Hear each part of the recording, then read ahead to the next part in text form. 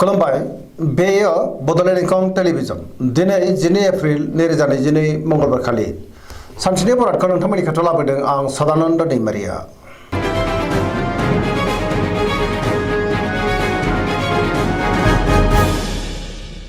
सिगां फरायनो लादों मेष राशि गिबि हांखो अ ल दिनैनि साना जोबोर मोजां बयजोंबो गोरोबनो रोंगोन समाजाव लोगो लेवा बांगोन बहाबा दावबायहैनो खाबु मोनगोन मोजाङै हान्थिनोबो हागोन जेरावबो देरहासार जागोन गुबुनजों मोजां सोमोन्दो लाखिनो रोंगोन मावनो लानाय खामानिखौ थि समावनो आरो गोरलैयैनो मावफुंनोबो हागोन गोसोखौ दिनै जोबोर गोजोननाय मोनगोन देहायाबो मोजाङैनो थागोन अब्लाबो नाथाय जानाय लोंनायाव सांग्रां जानांगोन बहानिफ्रायबा मोजां खौरां फैनोबो हागौ रांखावरियाव दिनै जोबोर मोजां गोबां धोन आरजिनोबो हागोन आरो आयाबो बांगोन बेफार फालांगियाव दिनै जोबोर मोजां मुलाम्फा मोनगोन सोरबा लोगोनि हेफाजाबखौ थोजासे मोनगोन नखराव दिनै बिसि फिसायनि गेजेराव अननानै फैगोन बिमा बिफानि बोर मोनगोन गुबुननि गोसोखौ गोरलैयैनो बोनो हागोन गोसोनि बोलोआ बांगोन समाजावबो दिनै गोबां मान मोननानै गोसोखौ जोबोर गोजोननाय मोनगोन लाइमोनफ्रा मोजां खौरां मोननो हागौ गोसोआ दिनै जोबोर रमान्टिक जागोन फरायसाफ्रा फरायनायाव गोसो दुंखांगोन आरो मोजां फिथाइ मोनगोन पजिटिभ एनार्जिनि गोहोमबो गोग्लैगोन धोरोमारि बिथिङावबो गोसो दुंखांगोन सरासनस्रायै साना जोबोर मोजां आरो मोजाङैनो बारग'लांगोन।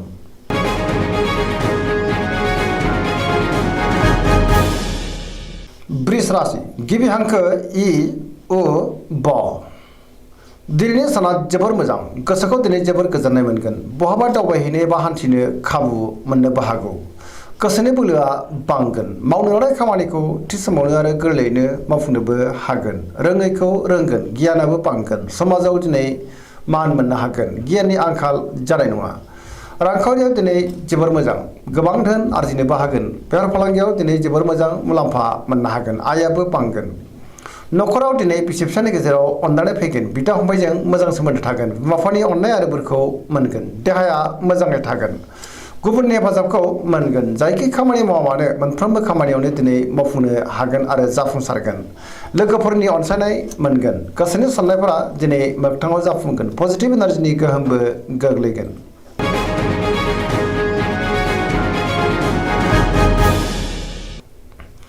मिथुन राशि गिबि हांखो क स दिनैनि साना मोजां आरो गाज्रिनि गेजेरजों बाबेनलांगोन नेगेटिभ एनार्जिनि गोहोम गोग्लैनो हागौ मोनफ्रोमबो बिथिङाव जाफुंसार जानो गोब्राब जानो हागौ गियाननि आंखाल जागोन गोसोखौ दिनै जोबोर उसुखुथु आरो गिलुं गिलुं मोनगोन जिंगाया बांगोन गोसोआ दिनै जोबोर आला खालाबो जागोन गोजोननि आंखाल जानो हागौ देहाया मोजाङै थागोन अब्लाबो नाथाय जानाय लोंनायाव सांग्रां जानांगोन रांखावरियाव मोजां बेफार फालांगियावबो मोजां होनजायो नखरावबो दिनै अननानै फैगोन समाजावबो मान मोनगोन अब्लाबो नाथाय गोसोनि बोलोआ मानोबा लोरबां जागोन मावनो लानाय खामानिखौ मावफुंनो हागोन सोरबा लोगोनिफ्राय अनसायनायबो मोनगोन नाथाय अब्लाबो सोरजोंबा रायखोमा जानोबो हागौ गुबुनजों मोजां सोमोन्दो लाखिनो गोब्राब जागोन लाइमोनफोरनि गोसोआ दिनै जोबोर आला खाला जागोन।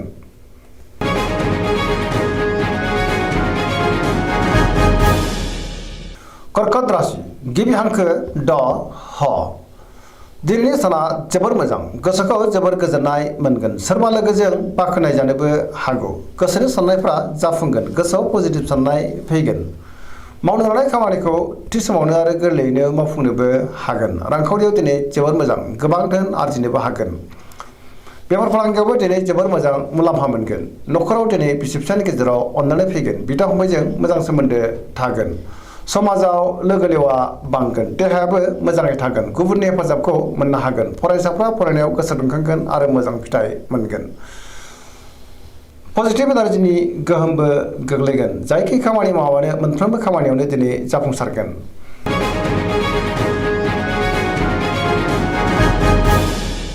सिंह राशि गिबि हांखो म ट दिनैनि साना बारा मोजां नङा गोसोआव नेगेटिभ साननाय फैगोन नेगेटिभ एनार्जिनि गोहोमबो गोग्लैनो हागौ मावनो लानाय खामानिखौ मावफुंनो गोब्राब जागोन सोरबा लोगोनिफ्राय हेफाजाब लानांगोन गोसोआ दिनै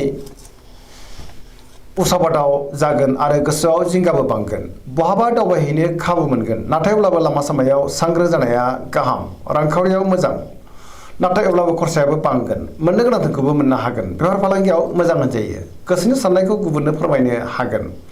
न'खराव बिसि फिसायनि गेजेराव एना एनि फैनो हागौ। गोसोनि साननाया गोरोबलायाबो जानो हागौ।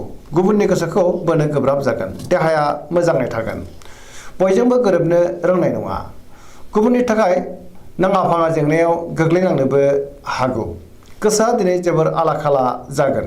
नेगेटिभ एनार्जिनि गोहोमबो गोग्लैनो हागौ आरो नेगेटिभ सानगोन।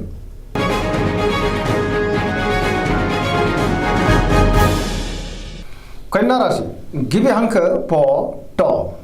दिनैनि साना जोबोर मोजां। गोसोआव पजिटिभ साननाय फैगोन। गोथों आरो गोग्गो साननो रोंगोन। गियाननि आंखाल जानाय नङा। मोनफ्रोमबो खामानिखौनो दिनै मोजाङैनो मावफुंलांनो हागोन।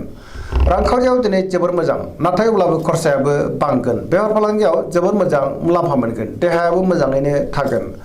गोबां मुंदांखा सुबुंजों लोगो मोनज्लायनोबो हागौ। न'खराव दिनै अननानै फैगोन। गोबां खामानियाव मुखुबबो थागोन। सोरजोंबा बाख्नायजानोबो हागौ। गोसोखौ दिनै जोबोर गोजोननाय मोनगोन। पजिटिभ एनार्जिनि गोहोमबो गोग्लैगोन। लाइमोनफोरा जोबोर रमान्टिक जागोन आरो गावबा गावनि गोसोनि साननायफोरखौबो फोरमायलायनोबो हागोन।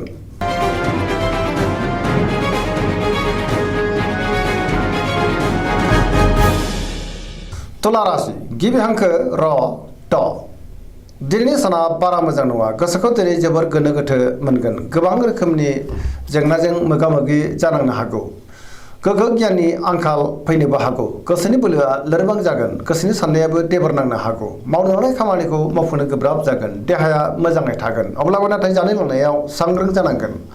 रांखावरियाव मोजां, मोननो गोनांफोरखौ मोननो हागोन। न'खराव दिनै बिसि फिसायनि गेजेराव अननानै फैगोन। बिदा फंबायजों मोजां सोमोन्दो थागोन। समाजावबो मान मोनगोन। बेफार फालांगियावबो मोजां होनजायो। गुबुननि गोसोखौ दिनै बोनो हागोन। लोगोफोरनि हेफाजाब मोनगोन। गोदान थांखि लानो रोंनाय नङा। सेंग्रा सिख्लाफोरनि गोसोआ दिनै जोबोर आला खालाबो जागोन। गोसोआव उनदाहा फैनोबो हागौ। नेगेटिभ एनार्जिनि गोहोमबो गोग्लैनो हागौ। सांग्रां जानाया गाहाम।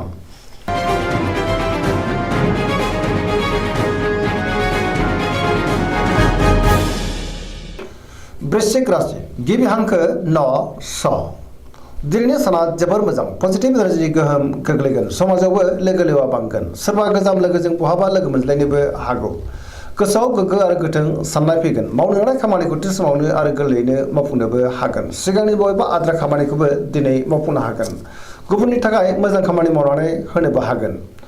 गुबुननिफ्राय थोजासे हेफाजाबबो मोनगोन। गोसोनि साननायफ्रा जाफुंगोन। गोसोनि बोलोआबो बांगोन। समाजाव दिनै बयजोंबो अनसायजागोन आरो मान मोननो हागोन। न'खराव अनलायनाय फैगोन। रांखावरियाव दिनै जोबोर मोजां, नाथाय अब्लाबो खरसायाबो बांगोन। बेफार फालांगियाव मोजां मुलाम्फा मोनगोन। देहाया मोजाङैनो थागोन। गुबुननि हेफाजाबखौ थोजासे मोनगोन। फरायसाफ्रा दिनै फरायनायाव गोसो दुंखांगोन आरो मोजां फिथाइ मोनगोन। लाइमोनफ्रा जोबोर रमान्टिक जागोन आरो गावबा गावनि गोसोनि साननायखौबो फोरमायलायनोबो हागोन। पजिटिभ एनार्जिनि गोहोमबो गोग्लैगोन।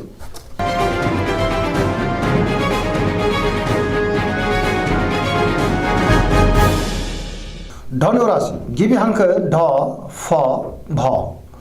दिनैनि साना मोजां आरो गाज्रिनि गेजेरजों बाबेनलांगोन। गोसोआव बोलो बांगोन, नाथाय अब्लाबो मावनो हानाय खामानिखौ थि समाव मावफुंनो गोब्राब जागोन। माबा नङा माबा मोनसे हेंथा नुजानो हागौ। गोसोनि साननायाबो देबर नांगोन। रांखावरियाव दिनै बारा मोजां नङा। मोननो गोनांफोरखौ मोननो गोब्राब जागोन। नाङा फाङा खरसायाबो बांगोन। बेफार फालांगियाव बारा मोजां नङा। गोबां खहा जानांनो हागौ। सांग्रां जानाया गाहाम। समाजाव नाथाय मान मोनगोन। बहाबा हान्थियोब्ला लामा सामायाव जोबोर सांग्रां जानांगोन। जाब्रबथायनि आसा दङ। देहाया मोजाङै थागोन। न'खरावबो अनलायनाय फैगोन। बिदा फंबायनि हेफाजाबखौ मोननो हागोन। बहानिफ्रायबा हरखाबै गाज्रि खौरां फैनोबो हागौ। लाइमोनफोरनि गोसोआ दिनै जोबोर आला खाला जागोन। गावबा गावनि गोसोनि साननायखौ नाथाय फोरमायलायनो हागोन।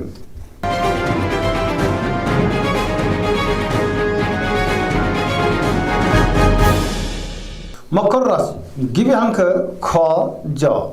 दिनैनि साना जोबोर मोजां। गोसोखौ दिनै जोबोर गोजोननाय मोनगोन। गोसोनि साननाया जाफुंगोन। मावनो हानाय खामानिखौ थि समावनो आरो गोरलैयैनो मावफुंनोबो हागोन। रांखावरियाव जोबोर मोजां, नाथाय अब्लाबो खरसायाबो बांगोन। मोननो गोनांफोरखौ मोननो हागोन। बेफार फालांगियाव मोजां मुलाम्फा मोनगोन। गोबां मुलाम्फा जानोबो हागौ। गुबुनजों मोजां सोमोन्दो लाखिनो रोंगोन। मोनफ्रोमबो खामानिखौनो दिनै मोजाङैनो मावफुंलांनो हागोन आरो जेरावबो जाफुंसारगोन। गोदान खामानियाव आखाइ होजेननोबो हागोन। न'खराव अननानै फैगोन। बिदा फंबायनि हेफाजाबखौबो थोजासे मोनगोन। बिमा बिफानि अननाय आरो बोरखौ मोननो हागोन। सेंग्रा सिख्लाफ्रा गावबा गावनि गोसोनि साननायखौ फोरमायलायनो हागोन आरो गोसोआ दिनै जोबोर रमान्टिक जागोन। फरायसाफ्राबो फरायनायाव गोसो दुंखांगोन आरो मोजां फिथाइ मोननोबो हागोन।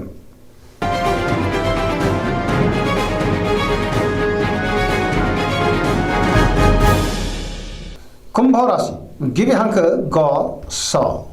दिनैनि साना बारा मोजां नङा। गोसोखौ दिनै जोबोद उसुखुथु मोनगोन। गोजोननि आंखाल जानोबो हागौ। मावनो लानाय खामानिखौ थि समावनो मावफुंनो गोब्राब जागोन। बहानिफ्रायबा हरखाबै गाज्रि खौरां मोननोबो हागौ। समाजाव मान मोनगोन। गोबां मुंदांखा सुबुंजों लोगो मोनज्लायनोबो हागौ। रांखावरियाव मोजां, नाथाय अब्लाबो खरसायाबो बांगोन। गोबां धोन आरजिनोबो हागोन। देहाया मोजां थानाय नङा। गोबां रोखोमनि देहायारि जेंनाजों मोगा मोगि जानांनो हागौ। जानाय लोंनायाव सांग्रां जानांगोन। न'खराव दिनै अनलायनाय फैगोन। गुबुननि हेफाजाबखौ मोनगोन।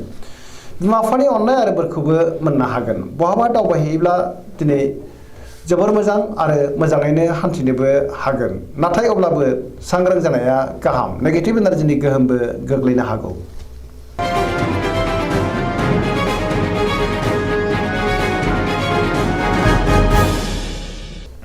मीन राशि गिबि हांखो ड स। दिनैनि साना जोबोर मोजां। बयजोंबो गोरोबनो रोंगोन आरो अनजागोन। गुबुननि थाखाय गोबां मोजां खामानि मावनानै होनोबो हागोन। गोसोआव पजिटिभ साननाय फैगोन। गोथों आरो गोग्गो साननो रोंगोन। गियाननि आंखाल जानाय नङा। गोसोनि बोलोआबो बांगोन। गावनि गोसोनि साननायखौ गुबुननो फोरमायनोबो हागोन। देहायाबो मोजाङै थागोन। रांखावरियाव जोबोर मोजां। बेफार फालांगियावबो दिनै जोबोर मोजां होनजायो। न'खराव अननानै फैगोन। गुबुनजों मोजां सोमोन्दो लाखिनो रोंगोन। सोरजोंबा बाख्नायजानोबो हागौ। लाइमोनफोरनि गोसोआ दिनै जोबोर रमान्टिक जागोन आरो गावबा गावनि गोसोनि साननायफोरखौबो फोरमायलायनो हागोन। फरायसाफ्रा फरायनायाव गोसो दुंखांगोन आरो मोजां फिथाइ मोनगोन। पजिटिभ एनार्जिनि गोहोमबो गोग्लैगोन। जायखि खामानि मावा मानो मोनफ्रोमबो खामानिखौनो दिनै मावफुंलांनो हागोन। सरासनस्रायै दिनै साना जोबोर मोजां आरो मोजाङैनो बारग'लांगोन।